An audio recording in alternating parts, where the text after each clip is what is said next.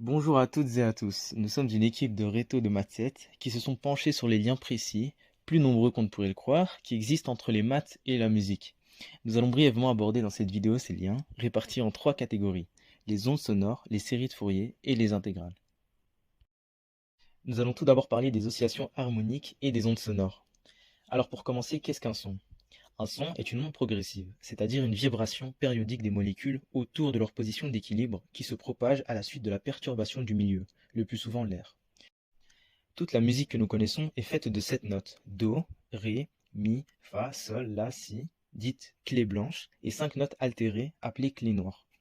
La partie entre deux notes de même nom, les plus proches l'une à l'autre, est une octave. Chaque note est associée à une fréquence bien définie, mesurée en Hertz.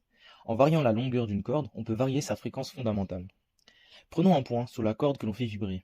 Pendant que la corde vibre, ce point atteint de temps en temps sa hauteur maximale. La fréquence nous dit combien de fois par seconde la hauteur maximale est atteinte par ce point. Un son pur est composé d'une seule fréquence. Plus la fréquence est basse, plus le son est grave, et plus la fréquence est élevée, plus le son est aigu.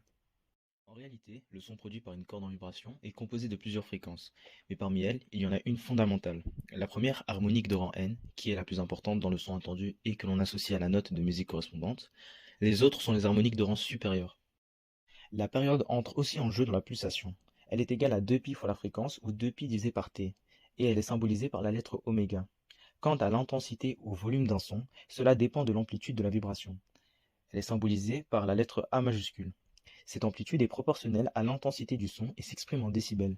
La durée d'un son dépend du temps pendant lequel le milieu est perturbé, et se mesure en secondes.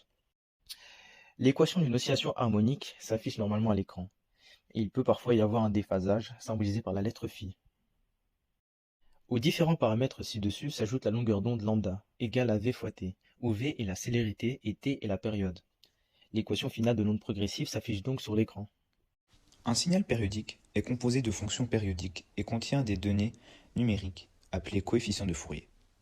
Les séries de Fourier servent à décomposer un son complexe en de petites fonctions trigonométriques, soit des fonctions harmoniques fondamentales de même amplitude que la fonction composée. La fréquence et l'amplitude des petites fonctions font varier le son final donné.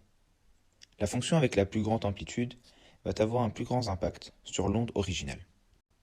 Une série de Fourier est une somme infinie s'écrivant comme suit, où le domaine est l'ensemble des réels, Cn représente les coefficients de Fourier, soit l'information concentrée, E le nombre de l'heure, en base de l'exponentielle, t la période, et i un nombre imaginaire. Si l'on prend le Do de l'octave Haut, sa fréquence est égale à 32,7 Hz.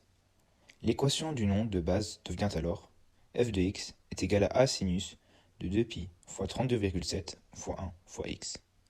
En effet, le n est remplacé par 2 à la puissance de l'octave, où l'on trouve la fréquence utilisée. En l'occurrence, 2 à la puissance 0, ce qui nous donne bien 1. Si l'on répète le même processus pour l'octave 1, l'équation est maintenant exprimée ainsi. f de x est égal à a sinus 2π fois 32,7 fois 2 fois x. Pour l'octave 2, on a f de x est égal à a sinus 2π fois 32,7 fois 4x. Un son par synthèse se trouve à l'aide d'un polynôme trigonométrique. Ici, n est le rang et t est la période.